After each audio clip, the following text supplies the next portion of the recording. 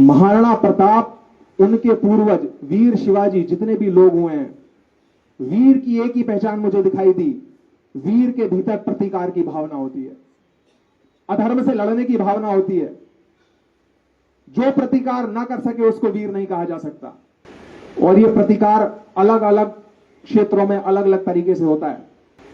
और बड़ी विचित्र स्थिति देखिए, एक सप्ताह पहले किसी स्त्री के पति की गोली मारकर हत्या कर दी जाती है, और उस स्त्री के मन में जो भाव पैदा हो रहा है वो ये भाव पैदा हो रहा है कि जिस जगह पर, जिस क्षेत्र के लोगों के द्वारा मेरे पति की हत्या की गई है उनको बदनाम ना किया जाए।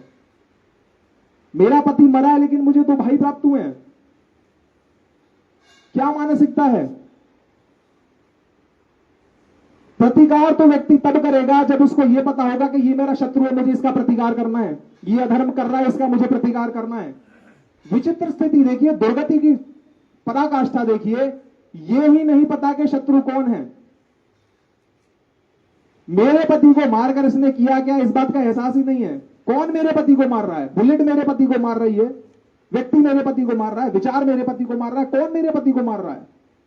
तो ये जो वैचारिक खोखलापन है, इस वैचारिक खोखलेपने को भरना भी बड़ा साहस का काम है। वीर लोग ही इसको कर सकते हैं। जो एक सप्ताह पहले की विधवा स्त्री से यह कहलवा रही है कि जिन लोगों ने मारा उस जगह के लोगों को बदनाम ना किया जाए, मुझे 2 भाई तो प्राप्त हुए हैं। इस सोच को कौन फिल करेगा? जिसके पास में जान होगा वही तो करेगा। बैटलफील्ड एकदम अलग तरीके का है। बॉर्डर पर जो हो रहा है वो एक ग्रॉस बैटलफील्ड है। अगर मैं पूछूं संसार का सबसे सूक्ष्म बैटल यंत्र कौन सा हो सकता है, सूक्ष्म शस्त्र संसार का कौन सा होगा? संसार का सबसे सूक्ष्म बैटल इंस्ट्रूमेंट अगर कोई है तो वह है हमारी अपनी बुद्धि। सबसे सूक्ष्म बैटल यंत्र बुद्धि का काम है अध्यवसाय करना, करूं ना करूं, करूं ना करूं। अच्छा, सबसे सूक्ष्म बैटलफील्ड कौन सा हो सकता है संसार का? सबसे सूक्ष्म बैटलफील्ड अंतःकरण। फाइनेंशियल ईयर के अंत में टैक्स फाइल करना है, करूं ना करूं। बुद्धि और अंतःकरण में पड़े हुए, चित्त में पड़े हुए पुराने संस्कार दोनों मिलकर निर्णय लेवा रहे हैं। निरंतर बैटल चल रही है। युद्ध के बाद ही शांति होती है। अगस्त में अगर कोई व्यक्ति चैन से सो रहा है, इसका मतलब वो अपना युद्ध जीत चुका है। ये वाला सूक्ष्म वाला, टैक्स भरी दो। व्यवस्था खराब है, इसका मतलब ये नहीं मैं टैक्स चोरी करूंगा, व्यवस्था को बदलूं। अगर मैं इसी व्यवस्था का हिस्सा बनकर टैक्स चोरी कर लेता हूं तो बदलने की भावना जागी नहीं। मैंने अपना कंफर्ट जोन तलाश लिया, मैंने अपना रास्ता तलाश लिया, मुझे बदलने की आवश्यकता नहीं पड़ेगी। सबसे सूक्ष्म बैटलफील्ड है अंतःकरण। सबसे सूक्ष्म बैटल यंत्र अगर कोई है तो वो है हमारी बुद्धि। वामपंथ ने, जेएनयू ने, इसने उसने, टुकड़े टुकड़े गैंग ने उसी बैटलफील्ड को करप्ट किया है। और इस बैटलफील्ड की समझ अगर किसी के पास में है तो सिर्फ और सिर्फ आर्य समाज के पास में है।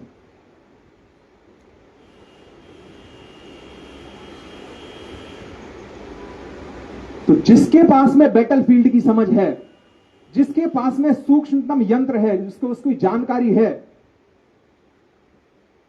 भाई अर्जुन की स्थिति क्या थी?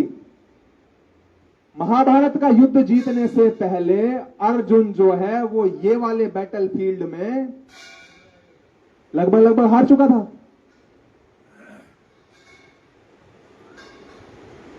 श्री कृष्ण ने जब उसको समझा दिया, परधर्मे भयावह, अपने धर्म में रहते हुए जो इस समय मेरा धर्म है।